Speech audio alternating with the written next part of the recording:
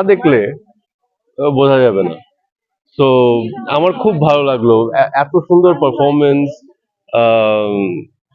চিত্রনাট্য, পাখি যাও যাও গানটা, উম, শেষ দৃশ্যের মাত্রই যেহেতু শেষ হলো ছবিটা, শেষ দৃশ্যের ধাক্কাটা এখন পর্যন্ত কাটানোর চেষ্টা করছি। একটা বেশ বড় ধাক্কা আছে শেষ দৃশ্যে। আচ্ছা, ব্যাকগ্রাউন্ড মিউজিক নিয়ে কি কিছু বলবেন? খুব সুন্দর ব্যাকগ্রাউন্ড মিউজিক, লোকেশন। আমি প্রত্যেকটা জায়গায় শ্রদ্ধাকে জিজ্ঞেস করছিলাম যে এটা কোথায়, ওটা কোথায়, মানিকগঞ্জে আর কোথায় কোথায় শুট করেছে। Location, performance, screen play, music, background,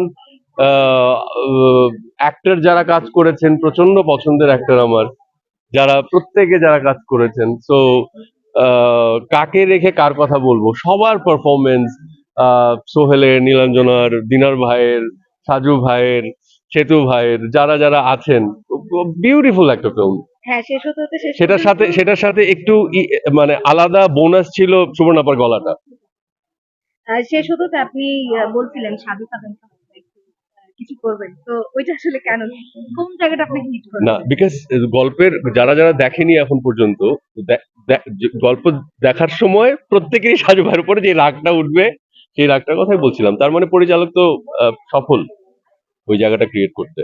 যেহেতু সাজু ভাইয়ের উপরে রাগটা আসছে, তার মানে পরিচালক সফল। আচ্ছা, বাংলাদেশে তো ইদানিং কালে এরকম সাইকোলজিক্যাল ড্রামা, মানে এই বিগত 2 বছরের কথা যদি আমি বলি, তার মধ্যে সিনেমাটা একদমই আলাদা, মানে এইরকম সিনেমা দেখা যায় না। তো আপনার কি মনে হয় যে বাংলাদেশের এই সিনেমার হাত ধরেই কি বিশ্বমানের সাইকোলজিক্যাল ড্রামার দিকে আগাচ্ছে? এটা আমার কাছে একটু আসলে, আমি খুব ছোট্ট করে এত এত কমপ্লেক্স প্রশ্নের উত্তর আমি দিতে পারি না। এই যে এই ছবির হাত ধরে ওই ছবির হাত ধরে, হাত পা ধরা বাদ দিয়ে দেন আপনারা। আম, অনেক সুন্দর সুন্দর ছবি হচ্ছে, কাজ হচ্ছে, সেটা থিয়েটারে হোক, সেটা ওটিটিতে হোক। আহ, যেগুলো ইন্টারেস্টিং কাজ, সেগুলো দেখেন, কাজগুলোকে একটা সুযোগ দেন, যাতে করে এই যে একটা টিম এত সুন্দর একটা ছবি বানিয়েছে, যদি দর্শক না দেখে তাহলে ব্যর্থ বলবো না, কারণ ছবিটা ভালো হয়েছে। তো এই তো, সবাই দেখবেন ছবিটা, শ্যামা কাপুর দেখবেন সবাই। Thank you. পরিচালক বলে গেলেন, পারফর্মাররা পারফর্ম করলেন, সেটার ব্যাকগ্রাউন্ড মিউজিক, লোকেশন, এবং শেষ পর্যন্ত বসে দেখলাম, বোর হলাম না। এটা এটা এটা নিঃসন্দেহে একটা প্রশংসার দাবি। তো ব্রিলিয়ান্ট। সেই জায়গা থেকে আসলে চলচ্চিত্রগুলিতে সেবা কাপুর অভিনয় ও নির্মাণ করেছেন সুবর্ণমুক্ত ছবিটা খুব জরুরি। এই জায়গায় যদি বলি যে কেন হচ্ছে ছবিটা মুক্তির পর একটা টেকনিক্যাল এররের কারণে আসলে নির্মাতা কিছুটা কষ্ট নিয়ে ছবিটা সিনেপ্লেক্স থেকে ছড়িয়েছে। আমরা যদি বলি যে এই যে সমস্যাটা তৈরি হচ্ছে বাংলা সিনেমার ক্ষেত্রে বা অন্য ভাষার ছবি বা অন্য একটা ছবিকে জায়গা করে দিতে গিয়ে আসলে বাংলা ছবিটা কিন্তু বাজে ফল দিচ্ছে বা তারা একটু অপেক্ষাকৃত খারাপ ফলটি দিচ্ছে, এই জিনিসটাকে আমাদের কিন্তু বলা উচিত। আমরা যদি বাংলা ছবিকে আমাদের হল না, এটা কেমন? আসলে একটা জিনিস কি, আমি আপনার এই এত লম্বা প্রশ্নের আমি ভাবছিলাম, আমি বুঝতে পারছিলাম আপনি কমপ্লেক্স দিকে যাচ্ছেন, থেকে হয় আমি কথা বলছি, কমপ্লেক্স করবেন না।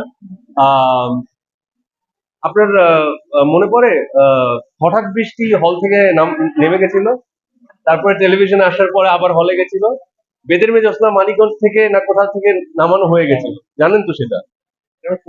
ভাইয়া, আমি দর্শক যারা আছেন সবার জন্য বলছি, আমি কে কি করেছে কে সেদিকে যাব না, তবে একটা সিনেমা, সেটা যদি আহ, যেই যেই দর্শকই দেখুক, দেখে যদি তাদের ভালো লাগে, সেটা আমার কাছে একটা সফল সিনেমা। এখন সেটা আহ, আহ, চায়নাতে চলেছে না হলিউডে চলেছে না মানিকগঞ্জে চলেছে না সিনেপ্লেক্সে চলেছে, সেটা আমার দেখার বিষয় নয়। আমি একজন অভিনয় শিল্পী হিসেবে, এখানে আমরা সবাই অভিনয় শিল্পী, আমাদের সমস্ত কলিগরা এসছে, চোদ ভাই বানিয়েছে, এত আমাদের প্রত্যেকের, আমি ওর ফ্যান, আমি ওর ফ্যান, আমি ওর ফ্যান, যারা কাজ করেছে সবার ফ্যান আমি। সুবর্ণা পাইটার সাথে জড়িত, এত সুন্দর ব্যাকগ্রাউন্ড মিউজিক। তো আমার কাছে ভালো সিনেমা মানে যেই ছবিটা দেখে আমার ভালো লাগছে, আমার আমাকে ভাবাচ্ছে, আমাকে রাগাচ্ছে, আমাকে ইমোশনাল করাচ্ছে, আমাকে অপেক্ষা করাচ্ছে, সেটা আমার কাছে ভালো ছবি। এবার সেটা কোথায় চললো চললো না, সেটা আপনাদের বিষয়, এটা আপনারা দেখেন। তো দিন শেষে আসলে সেবা কাপের মতো এই যে গল্পটা বলছিল যারা আমাকে যদি কথা বলতে, ঠিক আছে? একটু ভিন্ন থেকে গল্প হলো, যারাই দেখেছে তাদের কাছে ভালো লাগছে।